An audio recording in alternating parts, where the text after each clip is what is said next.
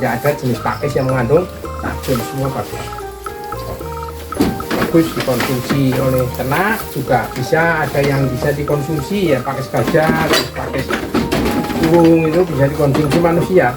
Ini adalah tanaman beracun tinggi ya, sudah batangnya menjalar penuh dengan duri, tapi racunnya mana tahan. Assalamualaikum warahmatullahi wabarakatuh. Ketemu lagi di channel kami Sukamto Aziz pada kesempatan sore ini. Hari ini kita akan berikan ransum ya, makanan jatah kepada ternak kita. Mudah-mudahan menjadikan tambahan inspirasi yang positif bagi kawan-kawan yang masih baru. Jadi kita perkenalkan, ini adalah tumbuhan jenis pakis ya. Jadi ada beberapa macam jenis pakis. Pakis itu jenisnya banyak sekali dan bisa tumbuh di pegunungan maupun di daerah pesisir ya. Jadi ada pakis kuung, pakis gajah, pakis galar, terus pakis yang lain, jadi semua itu deh. Dan insya Allah keseluruhannya itu tidak berbahaya, tidak ada yang mengandung racun. Bahkan sebagian ya pakis-pakis yang semacam perdu itu ya, jadi rebung itu bisa dimasak, bisa diongseng, enak, seperti mirip seperti asparagus. Nah, ini adalah suatu tanaman yang bisa tumbuh di mana-mana, baik itu musim kemarau atau musim hujan, selalu ada di mana-mana. Dan ini ternyata sangat digemari oleh hewan ternak kita. Jadi ini ada banyak sekali jenisnya.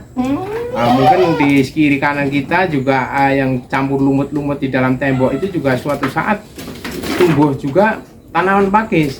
Karena ini cara berkembang biaknya itu melalui spora ya. Jadi spora ini macam tepung yang menempel di pori-pori bagian bawah daun. Ini sangat bermanfaat sekali untuk ternak karena rata-rata nutrisinya tinggi. Jadi ketika kita berada di hutan dengan masak daun-daun pakis yang sangat muda ini ya, jadi ada yang sangat muda itu yang pir-pir kali itu enak. Jadi rasanya itu benar-benar nikmat lah masakan ongseng pakis. Di sini ini kan ada pakis banyak ya, ada pakis kijang, ada pakis nggak apa satu persatunya ya. Ini disukai tanaman disukai ternak kita maupun binatang-binatang hutan yang memamah biak macam rusa, kijang itu suka sekali dengan tanaman pakis ini. Ini dalam pemahaman literatur biasanya disebut tumbuhan paku karena bisa nempel di dahan, di kayu, di mana tapi tidak bersifat parasit. Jadi tumbuhan paku ini hebatnya di situ. Jadi bisa nempel, bisa di tanah, bisa nempel di padas atau humus-humus yang lain, tapi tidak merusak tanaman inti, tanaman pokok. Nah, disitulah pakis, tumbuhan paku. Ini sangat digemari, makanya ini ternak kita sudah resah, risau karena sudah melihat ini. Jadi secara naluri dia sudah sangat kepingin sekali makan pakis ini. Nah, ya, daun pakis.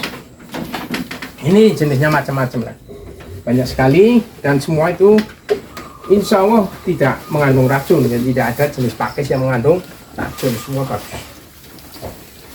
bagus dikonsumsi oleh ternak. Juga bisa ada yang bisa dikonsumsi ya, pakis gajah, terus pakis burung itu bisa dikonsumsi manusia. Jadi dibikin masakan ini uban ya. Kita kasih untuk instan.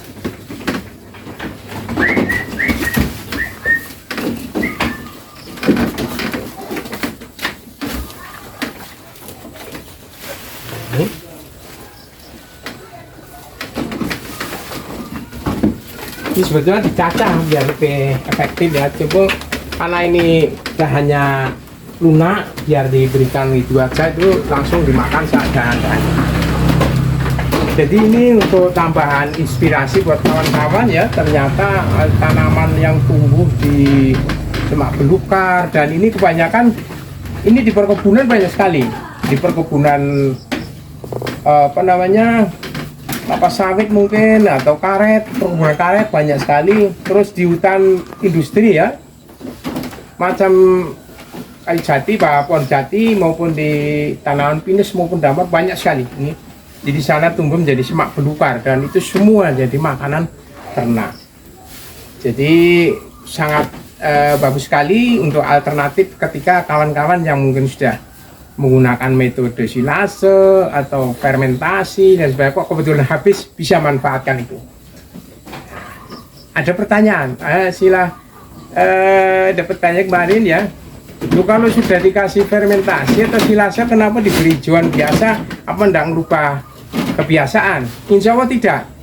Jadi kambing kalau sudah terbentuk enzim yang sangat bagus dari jasa ini, formula yang sangat sederhana ini, mau diberikan pakan silase, fermentasi atau hijauan biasa yang hanya dicacah, itu tidak berpengaruh. Karena apa? Nafsunya makan itu sudah sangat tinggi. Disitulah kelebihan dari formula tradisional yang kita ambil dari dapur. Disitulah kebiasaan kami. Mohon izin, jadi kita bukan merubah-rubah literatur peternakan modern, enggak. Kita hanya meneruskan tradisional saja, dan mudah-mudahan bisa menambah inspirasi bagi kawan-kawan peternak skala rumahan. Kurang lebihnya saya mohon maaf lahir batin. Oh, masih ada satu lagi, itu pertanyaan kemarin dari Pati. Pangapunten, jadi dari Pati. Bapak mohon izin tunjukkan tanaman-tanaman yang mengandung racun. Oh, tanaman yang mengandung racun itu sebenarnya banyak. Cuman ada racun yang berbahaya untuk ternak, binatang ini mamah biak, ada yang beracun tapi tidak berbahaya untuk kambing, jadi macam-macam. Ya, racun yang ini saya punya sampel. Ini adalah tanaman beracun tinggi, ya. Sudah batangnya menjalar, penuh dengan duri, tapi racunnya mana tahan. Kera babi hutan aja enggak berani makan ini. Ini sifatnya menjalar ya. Terus isinya berupa umbi, bulat-bulat berada di bawah tanah. Nah, disinilah racun. Jadi ketika orang mengkonsumsi ini kok belum diolah, ya sudahlah. Kayaknya gini tuh. Itu. Nah, ini namanya pohon menjalar, namanya batang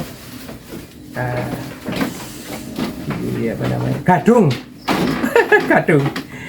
Jadi gadung ini kebalikan dari empon-pon. Jadi kalau ini beracun tinggi, tapi untuk hewan berdarah merah itu sangat mematikan, ya. Tapi untuk yang berdarah putih macam kepiting, yuyu, udang, itu tidak mati makan ini. Itu aja di situ. Tapi disapu dengan macam itu empon-empon tadi, habis dia. Nah, itu kebalikan. Nah, ini untuk binatang berdarah merah memang mematikan sekali. Jadi begitu makan ini tanpa tahu caranya, udahlah gini. Nah, tapi ini bisa dikonsumsi oleh ikan kambing. Nah, kenapa? Kita ambil daunnya. Karena yang beracun adalah batang dan umbinya. Batang pun yang masih rebung. Kalau batang yang sudah agak tua begini sudah berkurang, apalagi daun. Jadi ini bisa dikonsumsi langsung untuk ternak dan sangat menyukai. Jadi baik ternak rumahan semacam kambing atau ternak liar, binatang liar di hutan ya macam menjangan, rusa, kijang dan sebagainya, suka sekali makan daun gadung. Jadi makannya ininya, daunnya, bukan batangnya. Dia secara naluri tidak berani makan batangnya karena racunnya yang sangat tinggi itu justru di batang yang masih muda, masih rebung itu. Kalau urusan duri, kambing sih no problem ya, harinya tidak ada masalah. Cuman dia hanya mau makan ininya, daun-daunnya aja. Ini saya beri contoh. Jadi ternak kambing kita diberi daun yang beracun, dia akan milih,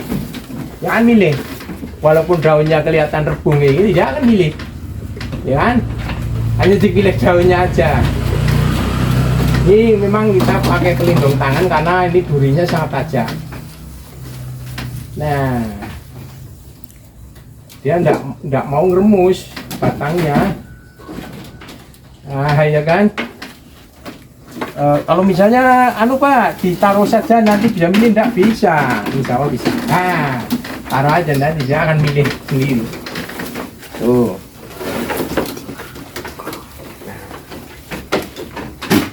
Nah, disitulah bedanya ya, kalau gadung itu racunnya sangat tinggi juga mematikan, tapi untuk daunnya insya Allah tidak beracun karena daunnya kan tipis, jadi nggak mengendak racun di situ itu enggak. Kalaupun ada sedikit-sedikit ya akan netral aja dengan larutan istimewa dari dapur ini, jadi tidak ada permasalahan. Oke, dia akan pilih sendiri, ambil daun-daunnya aja. Nah, itulah gadung. Jadi gadung itu kalau umbinya agar bisa dikonsumsi manusia itu harus diolah dulu ya. Jadi ada metode pengolahannya, mulai dari dibongkar dari dalam tanah, bulan Juli Agustus sudah kuat, bongkar terus diolah, direndam pakai garam, atau ada yang juga pakai kapur, atau setelah itu dari digoreng, direndam lagi dan sebagainya, itu ada metodenya. Nah, disinilah informasi penting bahwa ternyata daun yang beracun, batang pohon yang beracun, yang bersifat menjalar pun bisa diberikan kepada ternak dengan aman. Jadi harus paham betul tentang metodenya. Ada lagi yang beracun yang lain, tapi jenis apa itu? Oh, pucung atau kluwek itu juga beracun, tapi beracun untuk ternak, juga beracun untuk ikan. Jadi memang macam-macam karakternya itu. Memang hari ini belum tak berikan contoh ya, daunnya lebar-lebar.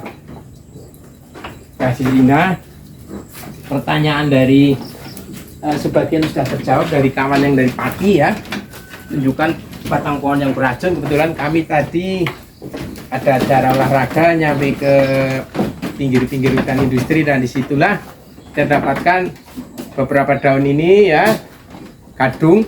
Sudah kita berikan sampel ke sana dan sudah terjawab ya dari kawan yang ada di Pati bahwa ternyata gadung itu beracun, tapi dengan kita paham betul tentang caranya tidak ada masalah.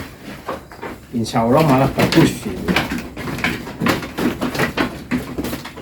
Untuk kali ini kiranya cukup sekian dulu, dan semoga kita sampaikan informasi-informasi tadi itu untuk menambah wawasan, menambah inspirasi, bahkan mungkin menambah literatur bagi kawan-kawan peternak yang masih pemula ya.